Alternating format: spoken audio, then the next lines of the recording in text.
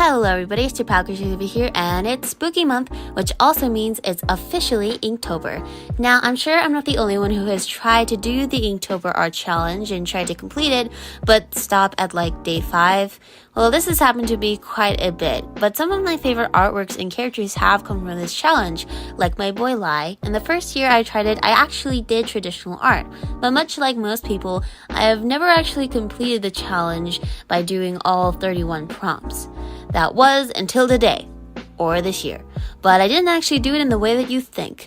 Instead of doing 31 drawings, I actually only did 7-ish. That's right, I did all of Inktober in 7 drawings, and here's how I did it. For this, I stuck with the list from the official Inktober page and separated all the prompts.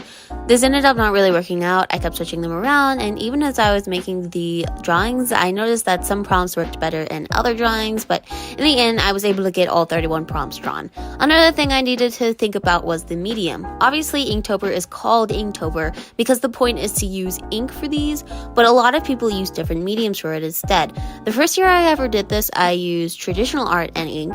The second and third years, however, I just used digital and just rendered them normally. The problem with that though is I definitely did way less drawings for both of those years than the first one. And if I did digital and just focused on the line art, then those would definitely take way less time, but I haven't tried doing this with traditional mediums for a while. In the end, I decided to do all of them, or by that, I mean I drew 2 of them with digital art and 4 of them with traditional, but more specifically, I drew them all with just normal pen ink, but used watercolor as well for 2 of them, and marker for the other 2. You'll see why I included these, but I think it's time we get into the first drawing. So for the first one, I ended up using the prompts Dream, Spiders, Path, and Dodge. Immediately, I thought of my character Lai, and actually choosing the character to draw for most of these was pretty easy. Also, hand reveal. This is the first time I'm posting a video where I draw traditional art on here since I don't really have a good way of setting up my camera. I still had to struggle with that with like all of these, so sorry that the angle looks weird in a lot of them. The materials I used are as listed. Some Amazon Basics watercolor paper, Mr. Pen mechanical pencils, specifically in sizes 0.9 and 0.5, and the 0.5 is specifically my favorite.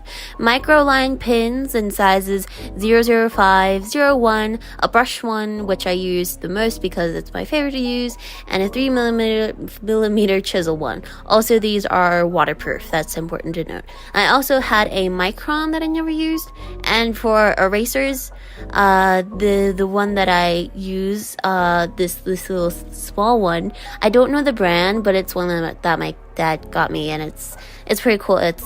You're able to use it for smaller details, a normal random eraser, and a kneaded eraser. For this drawing, I had used watercolor as the extra material in this one, but I only used black for the shading. Also, I named all the brands. I'm not sponsored by any of them, but I named all of them because I know like a lot of beginner artists especially are always curious as to what materials they'll see artists use, so I decided to go ahead and do that for you. So anyway, this drawing was pretty simple. I didn't record the sketching because I knew the sketching would take a bit, and I just wanted to draw it all out on my own and not worry about the camera setup or anything, and that's what I did with all the traditional drawings and also the digital ones because I still forget to do that. I don't have an excuse for that. I just keep forgetting to actually record my sketching process. I'm sorry.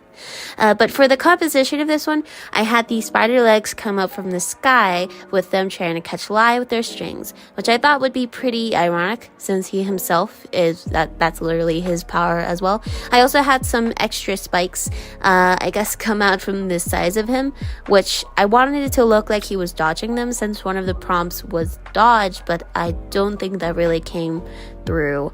I do have the other prompts in there like path, which obviously is represented by the road underneath him, and I think it's pretty obvious that this is more like a dreamlike scene as well. The inking part was really fun. I usually have a fun time inking, although I do struggle a bit with inking the jawline for some reason. It's really specific, but I get really nervous when I'm inking that, and I think it's just because it's especially if it's like facing forward like this. You want both to be symmetrical, and you don't want it to like go up too much or down too much, or else it'll look weird. But it went fine here. And of course, I added a bunch of hatching shading as well, which is actually something I developed while doing traditional drawing and then transferred over into my digital art style, which I think I've talked about before on the channel, but I don't remember. But once I was done with all the inking, I got out my watercolor and started adding in shading and a little bit of color in the background. Well, I say color, but it's not actually color because it's just black. That's okay. Again, this is super simple, and I don't have much to say about it. I don't think I've ever recorded my watercolor process before, but I do really want to do that sometime, and I would love to start doing more traditional speed paints as well, but I need to figure out a better way to angle my camera and get a good setup first. Once I do, I have some fun videos planned that involves traditional art, because yes, I do traditional art. I have a whole sketchbooks, and I do really want to do sketchbook chores of theirs, but I don't know how to record that. But I'll let you know when I do. Now that this one was all done, it was time to head on over to the next one. For this one, the prompts that I used were Gold, Remove, Rush, and Dangerous. This one, again, I used watercolor as the extra medium, and obviously did it all in traditional, and all the mediums are exactly the same. For this one, as soon as I heard the prompt Gold, I knew I wanted to draw Hope for this one. Now, Hope is a character I have talked about here before. She's the one that I represented in my illustration process video, and I know I've talked about her before, as she is a more bubbly and lighthearted character who loves being happy and making others happy. And I know once you see this drawing and you hear that, you're like, that doesn't make any sense. Why does she look like that? Story reasons I'm not going to get into, okay? You just trust me. This makes sense. It'll make sense. Just trust me. But for this drawing, I wanted her to seem like she was fighting a monster, or in this universe, the monsters that Hope would be fighting the most would be called void terrors, which I'll talk about more in a future project, because we don't need to worry about those until way later on. But yeah, I imagine in this scene she just got finished stabbing a void terror with her spear, and so I wanted this one to be horizontal instead of vertical, since I wanted it to be more of a full body shot. And I tried actually doing this with marker at first, so I tried sketching this in my mixed media paper rather than my watercolor paper, but it didn't work out because my mixed media paper is more square than rectangle. So I ended up using this one instead, and I'm actually really glad that I did, because I really like how this one turned out. It might actually be my favorite out of all of them. For this one, I actually inked it with my brush pen. The last one I did, I only inked with a normal pen, but this one I inked with the brush pen. And as you can see, I tried to line it with some good like pen pressure opacity. With the normal pen, you can't really do that. Digital art, you can obviously do that all the time, but with the brush pen, you can actually add a little more pen pressure and change the size of it a little bit, if you will. It's kind of the same effect. So I played around with doing that by just drawing lighter on the page than in other parts, and yeah, I think that ended up working out really well. I love using this pen. It's great. I also used it for the hatching shading, which I do later on. I also got out a ruler for the spear because I wanted it to be nice and straight. I got a little bit of ink on the ruler though, but that's okay. I just wiped it off. I tried to get the proportion down as much as I could, or the anatomy, but I think that like that foot in the back that's behind this, that comes up from behind the spear, is still a little odd. I even tried to correct it in the sketching right before I recorded this drawing, but it might still look a bit odd, so I'm sorry about that. And once I was done with the inking, I of course got out the watercolors again. And for this one, I went a little crazier with the watercolors, because not only was I doing the sketching, I also added in some splattering effects on like the spears, some of Hope's clothes, a little on her face, and a lot in the background as well, which I had a fun time with. I even messed around with doing some different techniques, like wetting down the area first before adding in the paint. That was really fun, and as you can see, I went a bit crazy with it, but that's okay. I really like the end result anyway. I also darkened up the hair, her hope's hair on the ends of it to look like the gradient that she usually has. In her normal design, she has a gray gradient at the very ends of her hair. So I wanted to add that in as well as the typical shading. Like I said, I've never recorded my normal watercolor process before where I use like all the colors, but I will one day because I like doing it a lot. And yeah, that was pretty much it for this one, but I do really like it, and it is one of my favorites out of all of these, so I hope you enjoyed as well. So for this one, we are jumping a little bit ahead on the prompt list and going with the prompts Beast, Sparkle, Massive, Drip, and Wander. This one has 5 instead of 4 and is one of the only ones that have 5 instead of 4. There's one other that does, but I'll show you that at the very end. But yeah, for this one, I used my character Koro. And saying that, it's actually really funny because Lai and Koro were 2 of the characters that I used for the second year I did the Inktober challenge, and also ended up being my favorites out of that year.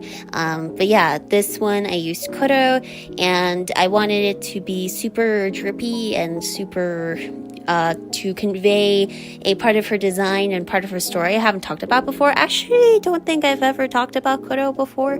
This is Koro. This is what she normally looks like. She doesn't look like that here.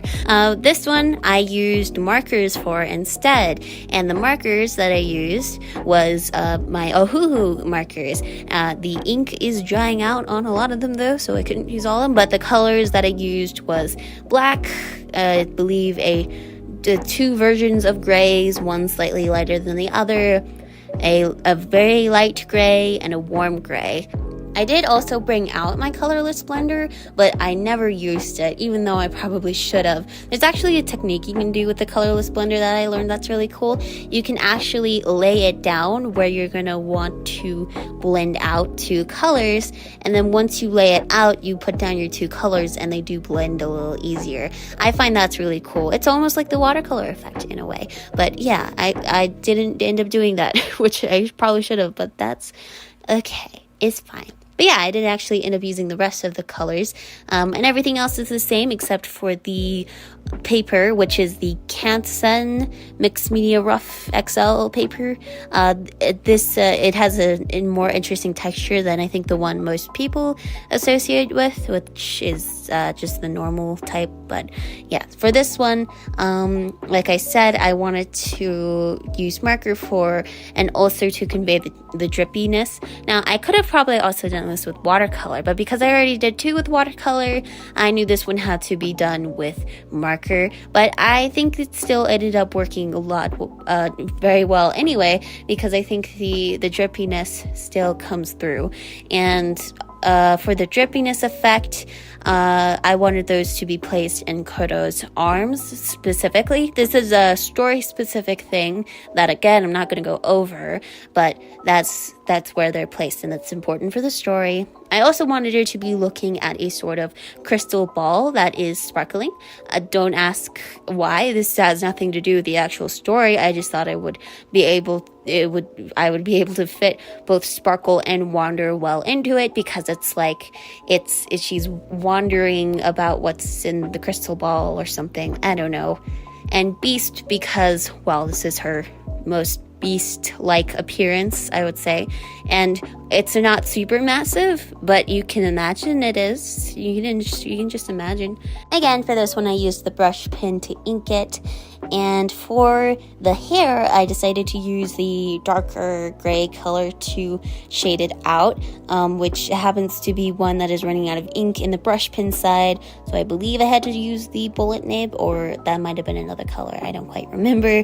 But yeah, for her eye, though, I used the darkest gray that I have. I do remember. I used the darkest gray that I have. I didn't end up shading it because the only other color that is darker than that gray is black, and I was afraid that would bleed into the color of the eye too much. But I did use the black to draw in her tear, which she does have her tears, as well as the little markings on her face. I also added in the drippiness in her ear as well, and drawing the drippiness on her arms was really fun. Instead of filling them in completely, I did a little bit of like a hatching coloring with them, like I didn't color it super smoothly. I also did the same thing with the background, both just to, I don't have to worry about making it super smooth, and also it does create a pretty cool effect.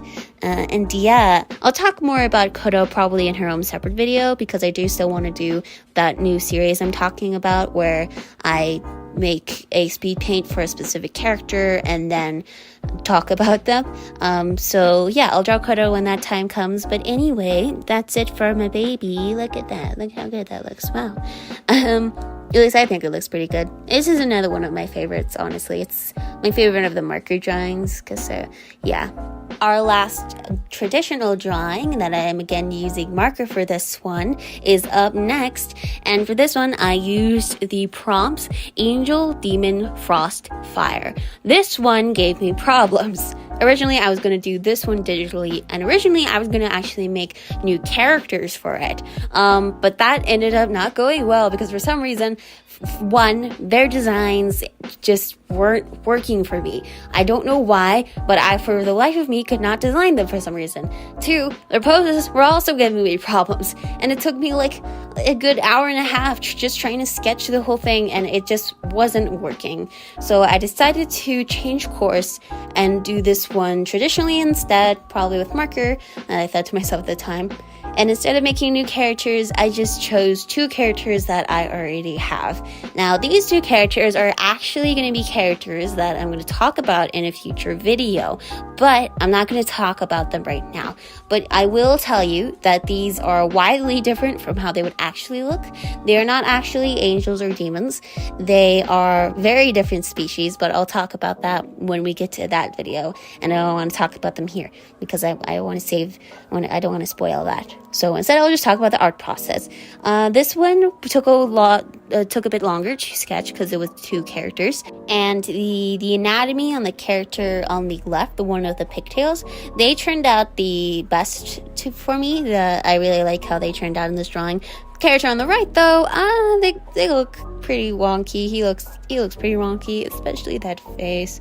Oh God, oh, look at that face. Oh no, that face. It's not horrible though, just maybe don't focus on his eyes for too long. Just look at the other one. They're fine. Look at them winking. It's fine. But anyway, I wanted the theme with the fire angel to carry out really well, and I think that turned out really well with the character on the left's design. I think the fact that they're supposed to be a fire angel is pretty obvious.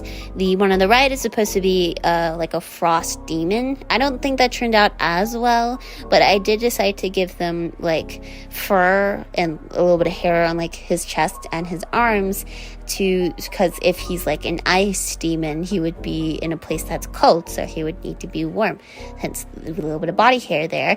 And a little bit of like frost or snowflakes above him. I can't draw snowflakes though, those are really hard to draw, so they don't really end up looking like snowflakes. So I don't know if the frost demon thing looks like it conveys there, but I will say that I did end up using mostly the warm gray color on the fire angel, so I think that also conveys more that feeling I wanted, where one is the fire angel and the other is an ice demon. But yeah, maybe one day I'll actually create like characters for this prompts like I wanted, but until then, these two will have to do. Again, going back to the drawing, the character on the left, I just had such an easier time with. Even the shading I think looks better, especially in their hair. I think that looks way better than the character on the right, although I think I did botched up their eye a little bit. It was supposed to kind of look like there was fire in it, but I don't think that I conveyed that super well. I also drew their wings to be more fiery and spirally. Wow, that's a sentence. But I wanted that to also like look like the wings are also made out of fire, and the little heart in their chest that also has fire in it. That one is a reference to their normal design, and another way just to convey fire. And of course their halo also has that fiery aesthetic going on. And I don't have much else to say for the character on the right. But yeah, this one did take me a little longer since there was 2 of them. But I used the brush pen to ink it all, and I think it turned out pretty well, especially the character on the left. Just don't look too closely on the character on the right, please. But anyway, yeah, I think this turned out pretty well. Now I decided to draw the last 2 in digital, and the first one, I decided to use the prompts Spicy, Rise, Castle, and Dagger. And for some reason, when I heard Castle and Dagger, I immediately thought of my character, Xander. I've talked about Xander on here before. You know who he is. You know the boy. You know the sin of lust. That's who he is. But yeah, this is my character, Xander, and I wanted to draw him in a scene where he's in sort of like a castle window with a dagger, in it being very clear that he just did something very not cool, and that was to murder a bunch of people due to the splashes on the wall that may or may not be blood.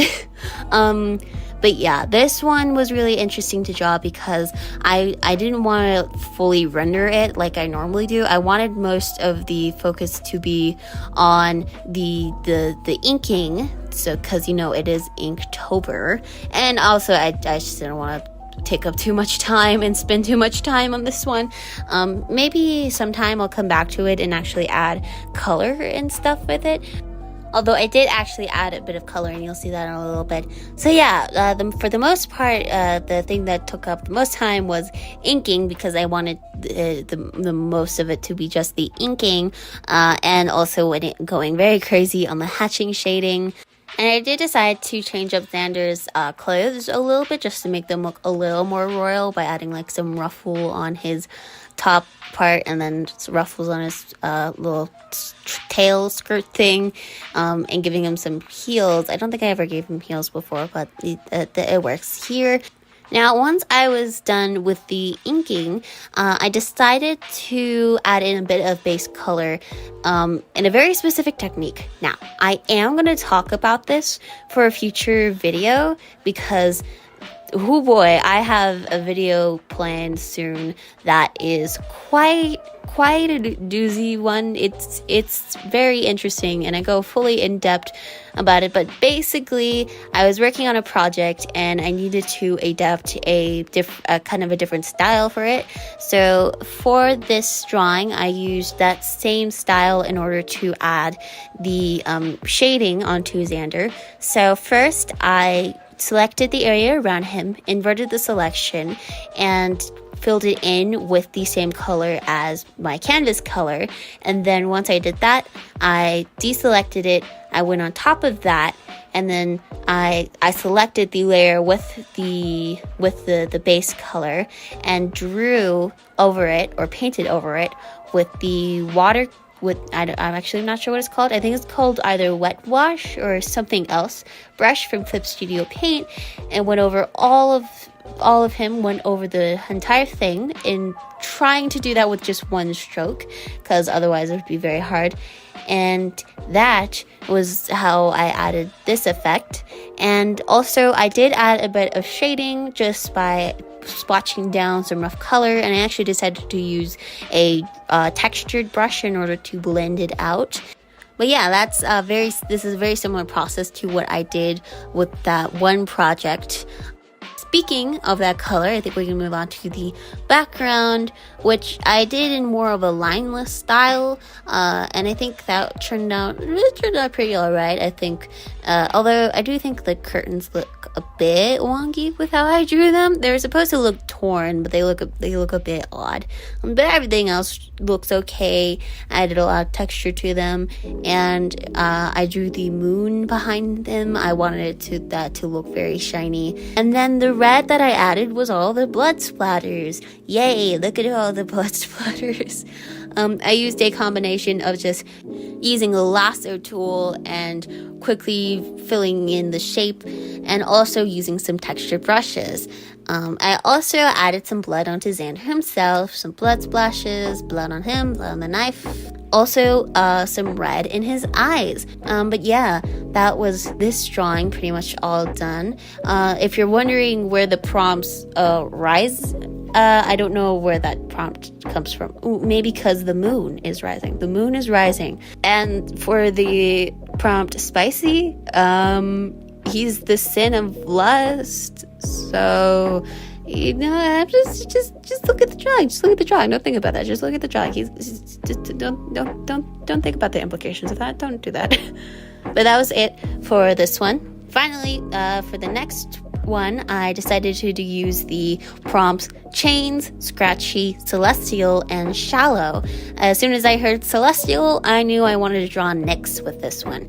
Now, this one is very much gonna look like a kind of uncompleted work because I do actually want to go back to this one and fully render it out with just it looking like full color and everything. So think of this as sort of just like the quick Inktober sketch version of this one. It's more of like an Inktober doodle for this one, if you will. So yeah, I didn't want to go too crazy with it because I wanted to go back and add color to it. But for now, this will be what we have.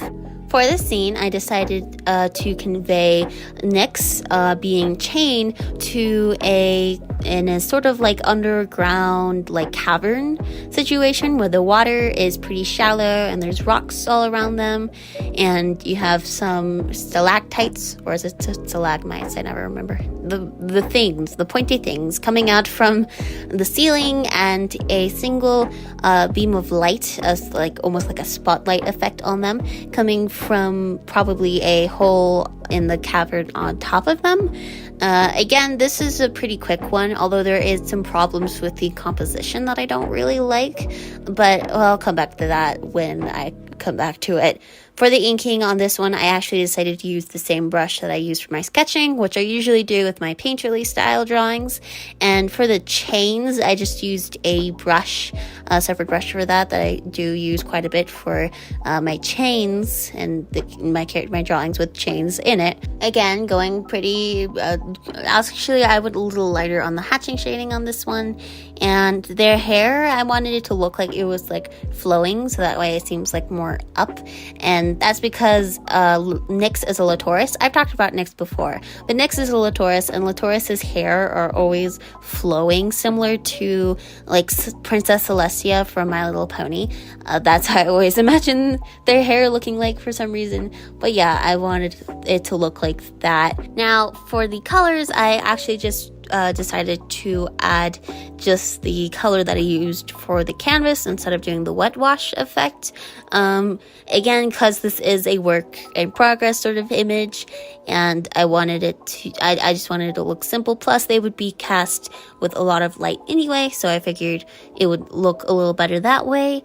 I later on added in a couple of splotches to convey Nyx's sparkles that they have on their skin, that all Latouruses have, and also some shading as well, again blending it out with a rough textured blender.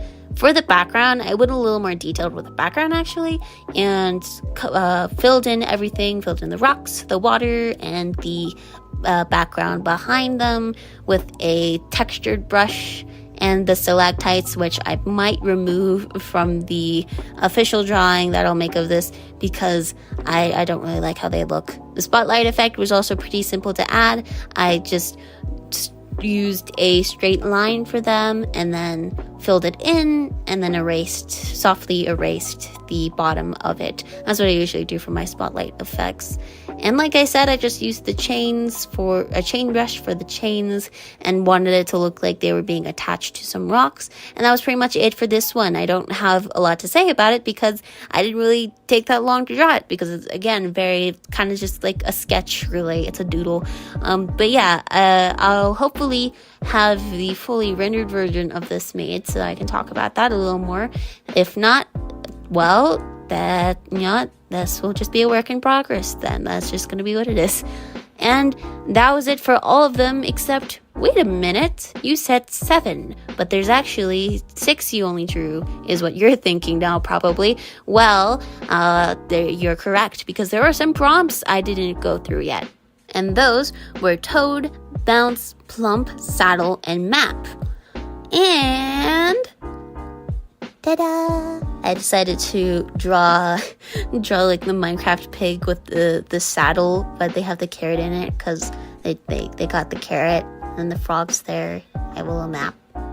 They're going on an adventure. But with that is all of the drawings. These took a while, and I'm sorry if this voiceover sounded a bit odd because, I didn't have time to script out most of it, so I had to go off unscripted like I do with my chill speed paint videos. It's usually fine there, but for this one I had to be more careful because it's an actual full video, so yeah. However, before you go, I have a surprise for you. So, every year, a lot of time with Inktober, a lot of other people will make their own prompt list. And this has even led to other monthly challenges like Whovember to be created. Now, I actually was thinking about making my own list this year, but I didn't have the time. But I had an idea for a new prompt list for November, specifically for all my fellow character designers, and that is Character Design Vember. This is how you can participate. Design a character for the prompts listed. You can do this by designing one for each day, dividing the prompts to create a design each week, or just taking the prompts you like the best. You don't have to create a character design for all of the prompts. Take your time with them, and you can always create designs based on any prompts you didn't get to after the month. Even I won't get to all of them. The designs have to be created by you, so no tracing, stealing, copying, or using AI unless you're just using it to generate ideas, and be creative and go wild with your ideas. I really wanted to do this because I love character designing and I love designing characters based off of random words and items. So I hope you enjoy doing this as well, and who knows, maybe if you've never designed a character before, maybe this will help you start doing that.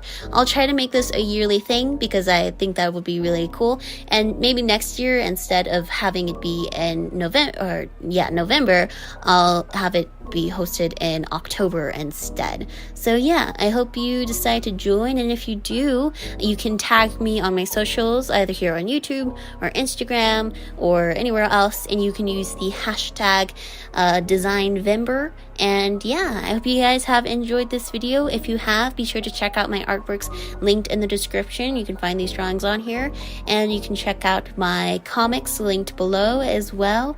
And that's just about it. I'll see you guys in the next video. Bye!